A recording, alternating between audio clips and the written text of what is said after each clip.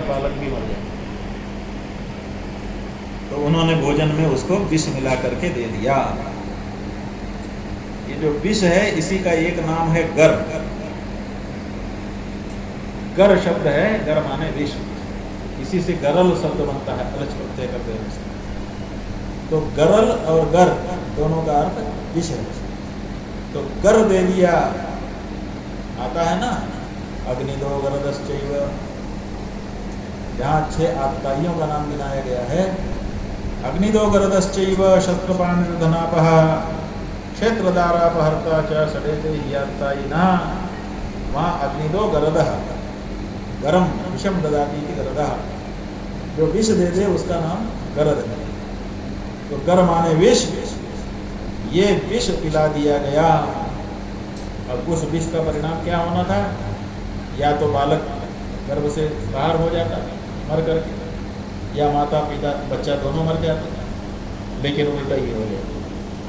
जाको राखे साइया मार सके ना कोई, बाल न बाका कर सके जो जग वैरी। तो मरने की अपेक्षा क्या हो गया कि उसने, वो जो बालक था, जब पेट में विष गया तो उसको हाथ में ऐसे पकड़ लिया। अब पकड़ करके मुट्ठी में बंद कर लिया, और वैसे ही पैदा हुआ जब उसकी मुट्ठी बंधी हुई थी। तो जब पैदा होता है बच्चा तो लोग ऐसे उंगली खोल करके उसको देखते हैं। जैसे ही उसकी मुट्ठी खोली तो उसमें गर माने विष दिखाई दिया। कहा ये तो गर के साथ पैदा हुआ है, इसलिए इसका नाम सगर। गर के साथ पैदा हुआ, गरेण सह सगरः। वो सगर राजा हुए। इन्हीं सगर राजा के बारे में आप लोगों ने कथा सुनी है कि इनके 60,000 पुत्र हुए थे। असल में सगर राजा की 2 पत्नियां थीं, एक का नाम था सुमति और दूसरे का नाम था केशिनी। जो सुमति नाम की रानी थी, वहाँ कपिल मुनि के आश्रम में पहुंच गए गंगा सागर, और वहाँ देखा तो घोड़ा तो बंधा हुआ है और एक मुनि वहाँ पर ध्यान में बैठे हुए हैं। तो इन 60,000 पुत्रों ने धावा बोल दिया कि यही चोर है, इसी ने चुराया। कपिल मुनि को जब कोलाहल सुनाई दिया कि हमारी तरफ कुछ लोग कोलाहल करते हुए बढ़ रहे हैं, तो उन्होंने आंखें खोली और जब देखा कि हमको चोर कहा जा रहा है जबकि हमारा कोई लेना देना नहीं है, तो उन्होंने क्रोध की नेत्र से 60,000 पुत्रों को देखा तो 60 के 60,000 मुनि की क्रोध की ज्वाला में भस्म हो गए।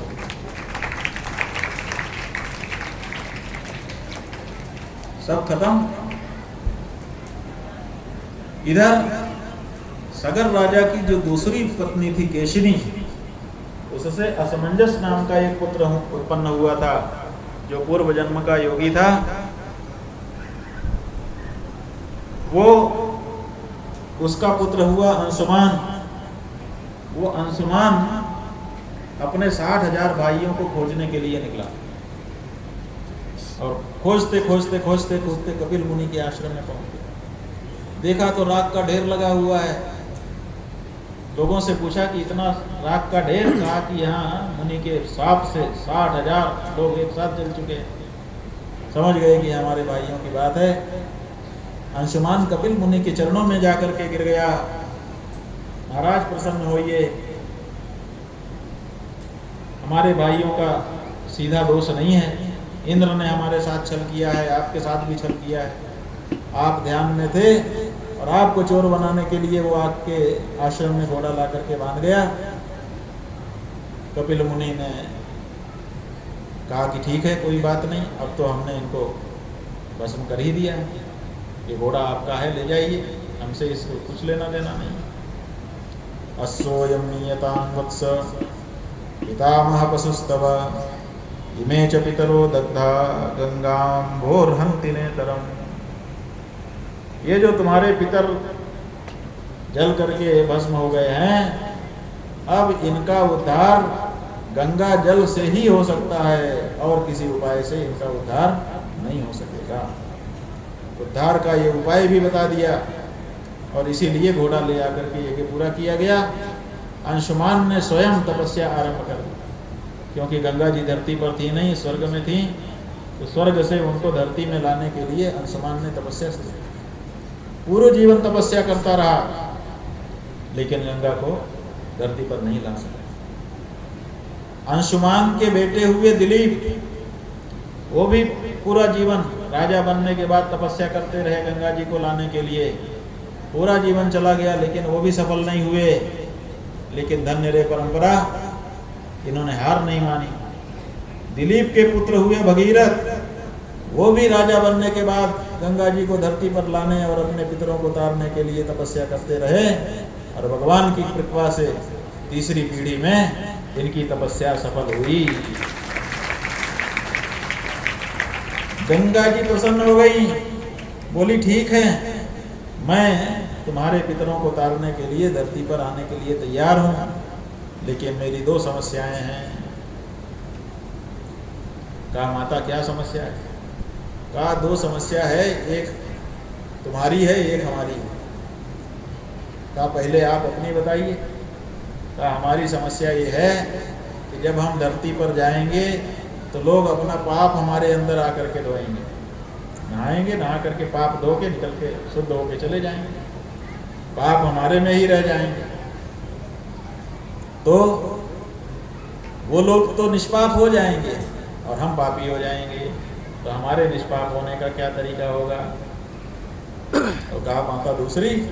का दूसरी ये है कि हमारा वेग कौन धारण करेगा?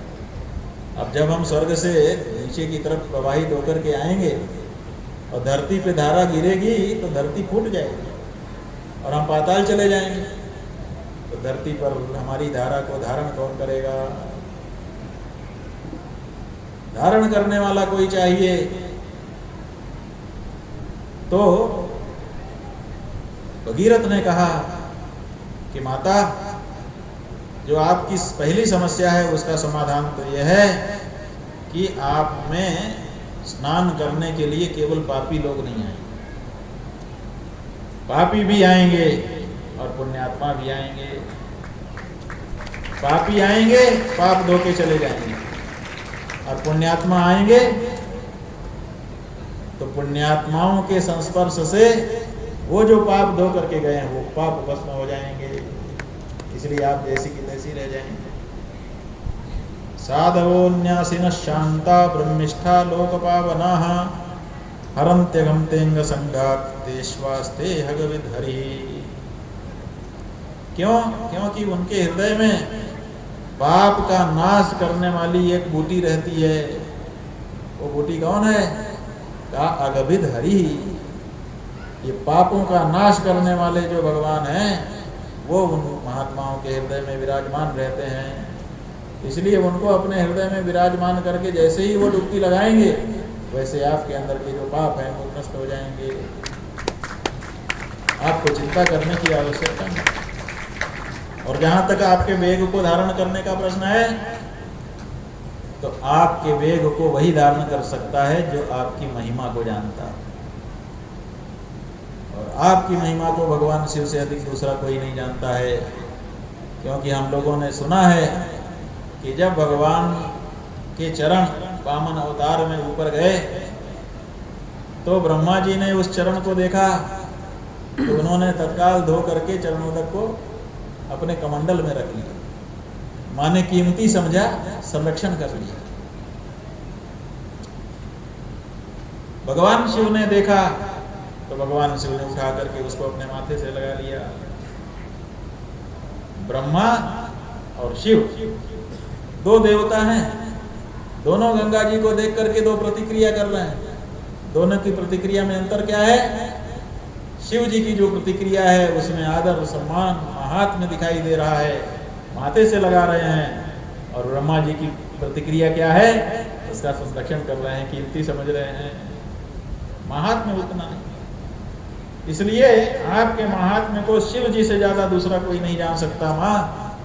इसलिए हम उनसे प्रार्थना करेंगे कि वो आपके वेग को धारण कर लें। धारयिष्यति ते वेगम रुद्रस्त्वात्मा शरीरिणाम। फिर भगवान शिव की आराधना की।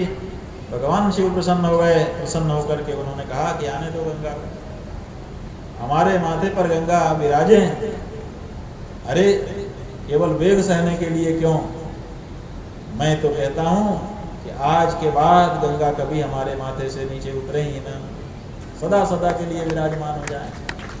उनको हम सदा सदा के लिए अपने माथे पर विराजमान करने के लिए तैयार।